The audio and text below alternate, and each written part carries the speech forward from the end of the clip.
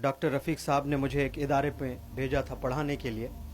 वहाँ पर NRI hostel था, तो एनआरआई हॉस्टल में मेरा स्टे था। मैं सेशन लेकर लंच के लिए आया और कमरे में मैं और असिस्टेंट ट्रेनर तंजील दोनों बैठे हुए थे। अचानक आवाज़ आने लगी, एक खातून जो है रोते हुए बाहर निकली। मैं भी बाहर आया और पूछा उस खातून से क्या बात है, क्या माजरा है। आंख नम और बड़ी गमज़दा वो माँ ने मुझसे कहा था कि हम लोग सऊदी अरेबिया से यहाँ बच्चे को जो है 11th पढ़ाने के लिए आए थे, डॉक्टर बनाना चाह रहे हैं। उस खातून के शौहर, उस बच्चे के वालिद ने उस बच्चे से कहा था कि बेटा 2 साल खूब मेहनत करना और डॉक्टर बनना है तुझे। उस ज़माने में केसेट एमसेट एग्ज़ाम्स हुआ करते थे, वो आपने एंट्रेंस भी देना है। तो फ़ोन जो लड़के के पास में था वो वालिद लेने की कोशिश कर रहे थे। इतना एडिक्शन आज बच्चों में है फ़ोन को लेकर के। अपने वालिद को ठुकराने के लिए तैयार है, अपनी वालदा को बेदखल कर देंगे, लेकिन फ़ोन से दूर नहीं रह सकते हैं। आज 90% यूथ इसमें मुलविस है। 10% नहीं कह रहा हूँ, 90% of the youth today are very terribly addicted to social media and phones. Phone को लेकर इतना एडिक्शन हुआ है। और वो वालिद आज नहीं 2011 में कह रहा था कि बेटा फ़ोन इस्तेमाल नहीं करना है, आप फेसबुक के दीवाने हो चुके हैं। तो वो 15 साल का लड़का बाप पर हाथ उठाया है। तो वहाँ से मैंने अहद किया था कि मैं यहाँ से इंग्लिश पे ज़्यादा फोकस नहीं करूँगा, ज़रूर पढ़ाऊँगा, लेकिन मुझे अभी कुछ करना है। तो मैंने कोर्स का नाम बदला पर्सनैलिटी डेवलपमेंट।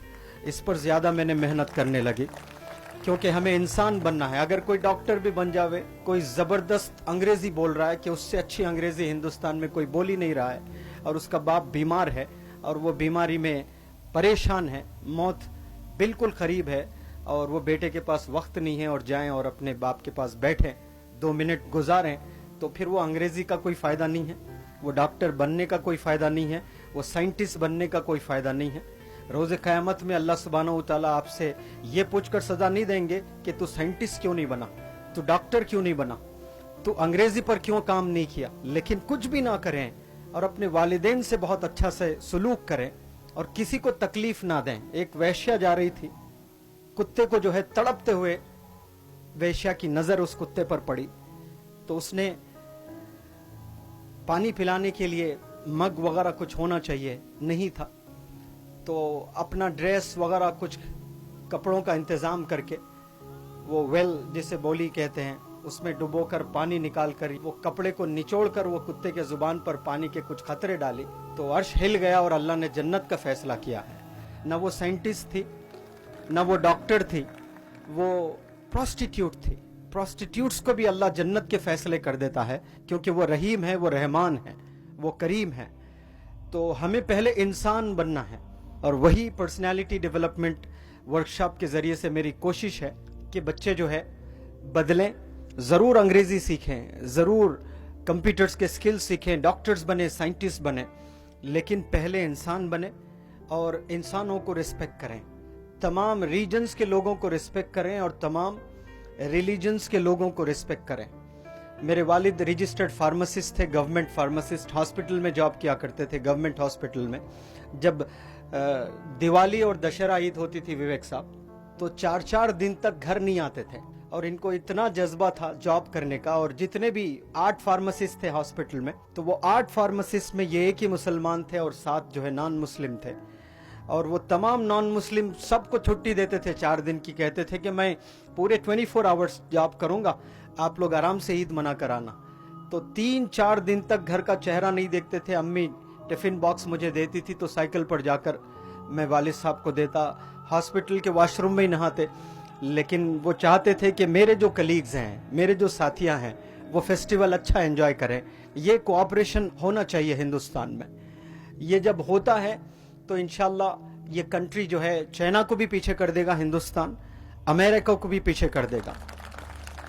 ये जो आपस में रिलीजन्स में जो लड़ाई हो रही है ना, वो एक ही रीजन है हिंदुस्तान को जो है सुपर पावर बनने से रोकेगा, वरना हम सब लोग सारे कंट्रीज को पीछे कर सकते हैं। इतने हम लोग टैलेंटेड हैं, हिंदुस्तान में इतना जबरदस्त टैलेंट है। और जब मेरे वालिद साहब का इंतकाल हुआ था तो मैयत को जो है घर के बाहर रखा गया, क्योंकि मुसलमान से ज्यादा हिंदू लोग आए थे देखने के लिए, और मोहल्ले के लोग। जब भी शादी होती थी हिंदुओं के घरानों में, तो पहले कपड़े मेरे वालिद साहब को बनाते थे मेरे मोहल्ले में। मोहल्ले के हिंदू लोग, सारे हिंदू लोग रहा करते थे मेरे मोहल्ले के गोल के, रस्ते गुजरते सबको सलाम करते थे, और औरतों को खुसूसन बुलाकर पूछते थे कि तेरा शोहर तुझे पैसे सैलरी दे रहा है कि नहीं। सब लेबर होता था, वो बड़े रोते हुए आके कहते थे कहाँ सैलरी दे रहा है, ये तो सब शराब में लुटा रहा है। फिर उसको बुलाकर काउंसलिंग किया करते थे। तो औरतों के दिलों में मोहब्बत हो गई थी कि अरे ये डॉक्टर साहब कैसी रिस्पेक्ट करते हैं सबकी, हालांकि सब लेबर के थे। तो हमें मोहब्बत करना है, लोगों से अच्छा बिहेव करना है। यही पर्सनैलिटी डेवलपमेंट जो डॉक्टर रफीक साहब ने कहा था कि आप सल्लल्लाहु अलैहि वसल्लम पे एक यहूदी बुढ़िया कचरा डाला करती थी, रिवेंज नहीं लिए। एक दिन कचरा गिरा, दूसरे दिन, and every time Prophet Muhammad, peace be upon him, got past that lane. Yehudi women, Jew women, old women used to throw trash upon Prophet Muhammad sallallahu alaihi wasallam. And one day, Prophet sallallahu alaihi wasallam noticed the trash was not being thrown upon him. Upon inquiring why it was not being thrown, Aap sallallahu alaihi wasallam came to know that old woman was sick. पता चला कि वो बीमार हो गई, वो बीमारी की हालत में पलंग पर आराम कर रही थी। तो जब आप सल्लल्लाहु अलैहि वसल्लम को उसको पूछने गए थे, वो शर्म से नजर नीचे कर ली थी, रोजाना कचरा फेंका करती थी। और मैं जब बीमार हो गई और ये आप सल्लल्लाहु अलैहि वसल्लम मुझे पूछने आए हेल्थ, और बताओ ऐसा कोई आज कर सकते हैं? डॉक्टर साहब ने भी कहा और मैं भी कहता हूँ कि सबसे बड़ी क्वालिटी आज के जमाने में, सबसे बड़ी क्वालिटी है फॉरगिवनेस। हमें माफ करना चाहिए। ये रिश्ते मजबूत हो जाते हैं, और जब रिश्ते मजबूत हो जाते हैं तो फिर खुशियां लौट आती हैं सबको। I request all of you कि आप लोग जिससे भी अनबन हुई है यहाँ भी, और अपने रिश्तेदारों से भी, और अपने फ्रेंड्स से भी, आप लोग फॉरगिव करें, गले मिलें, और मैं उम्मीद करता हूँ कि बहुत हम अच्छा काम करेंगे।